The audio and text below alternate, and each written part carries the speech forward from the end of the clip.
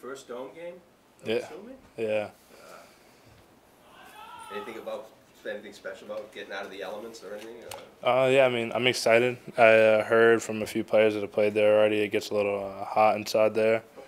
Okay. But I've been to a basketball game at Syracuse before, which is also played in the Dome, and I've been to a football game before. So I'm kind of used to the atmosphere. But I mean, obviously, playing is going to be a lot different than watching. But I'm really excited. Those recruiting trips? Yeah, recruiting visits. Yeah. Did you ever consider? Yeah, for a long time I was considering Syracuse, especially towards the start of my recruitment. Syracuse was one of the first schools to start to look at me, and so I was a lot closer to the older staff that was there. But yeah, I had been up there. I'm kind of familiar with the campus and things like that. They don't really have a lot to play for, but that place has been a boneyard for BC over the years. Has that message been sent through the team that you're going to get their best shot? Yeah, I mean, the coaches have emphasized that they're a strong, tough-nosed football team. They're a tough team, and they have a lot of pride, as do we. And I've seen their past games at BC. I came here last year when they played them here, and it was a tough game. And so I wouldn't expect anything less than them to go out there and give us their all. That's just the way they are. They're a tough team, and it's gonna be a good, hard-fought game, and it's one of those games that you really, as a competitor, look forward to playing. AJ, have you looked at the video of the 53-yard touchdown run? Yeah. What's your reaction to it? Did you have any idea that you were carrying that many guys? No, not really. After I pushed by the first guy, I forget who was chasing me. After I pushed him by, I saw that it was only about 8-10 yards left to get in the end zone. And at the time, it was a crucial moment. I felt like the team, we really needed something going. And so, I don't know, I just kind of kept driving my legs, tried to keep a good base. And then eventually, I think Thad and I forget who else is pushing me into the end zone to help me get across. But, yeah, I watched it afterwards, and I laughed a little bit. But, yeah, no, I just, I don't know, I saw the goal line in sight, so I tried to get there, and I got some help. Do you just relish, particularly more so now with Darius in there, that you're going to be shouldering a lot of load, and you're going to be getting the ball again and again and again? Is that what you like as a running back? I mean, as a running back, you definitely you like to be someone that your team can count upon, and I feel like I've definitely earned the trust from my team and the coaches. But I mean, I don't feel any different. I just know, like, whenever I know what the game plan is, and whenever my number's called, I'm just excited to get out there and do my job. Conversely, is it good having a guy like John that you know could come in if you need a blow and, Yeah, I mean, round out those hard yards just like you can? Yeah, John's an amazing running back and amazing teacher as well. I was talking about he's like a big brother to me.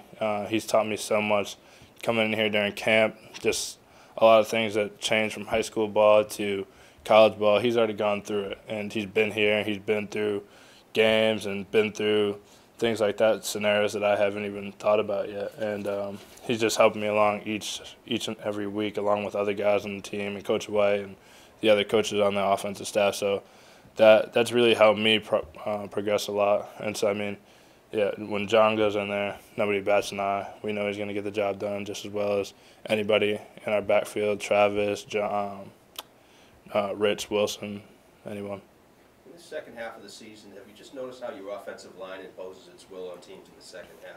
Yeah, I mean, I feel like towards the beginning of the season, like we were battling injuries and things like that, and people were getting moved around, and there's a little bit of unease. But I feel like that, like, once again, that's football for you, and I feel like they, as a unit, I've seen them because, I mean, they're in front of me, so I've seen them every day in practice start to gel and start to trust each other, and we trust them and they trust us in the backfield, and the quarterbacks are getting more comfortable with the centers and things like that. And nothing on offense can move without the offensive line, regardless if you're passing, if you're running. You can't really do anything without the offensive line. So, I mean, a big attribute to our success is the offensive line, how they've come together and how they battle diversity and things like that. Without that, I wouldn't be running, John wouldn't be running, whoever's in the quarterback position wouldn't be throwing, receivers wouldn't be catching. So So credit to them. Physical toughness, though.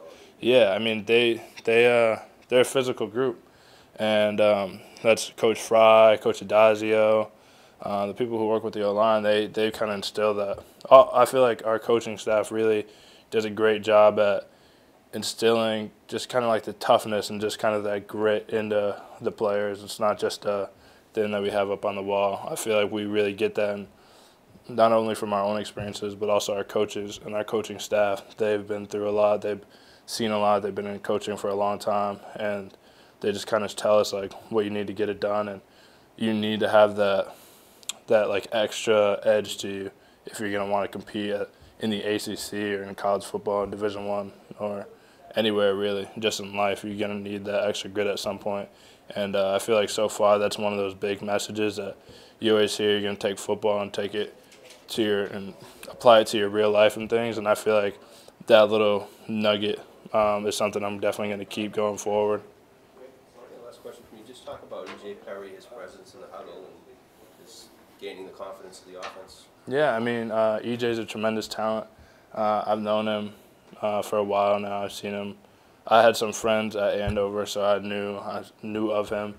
And I mean, he's been battling. He's been working to just understand the offense and gain the trust of everybody, as well as anybody who's starting to come up and hasn't really played much. You want to be able to gain the trust of the guys around you and the coaching staff. And I feel like he's going out there every day in practice, and he's doing the best that he can and just working on getting better every day and putting his best foot forward. And, I mean, that's all you can ask. And every day he's getting a little better, and we're all excited.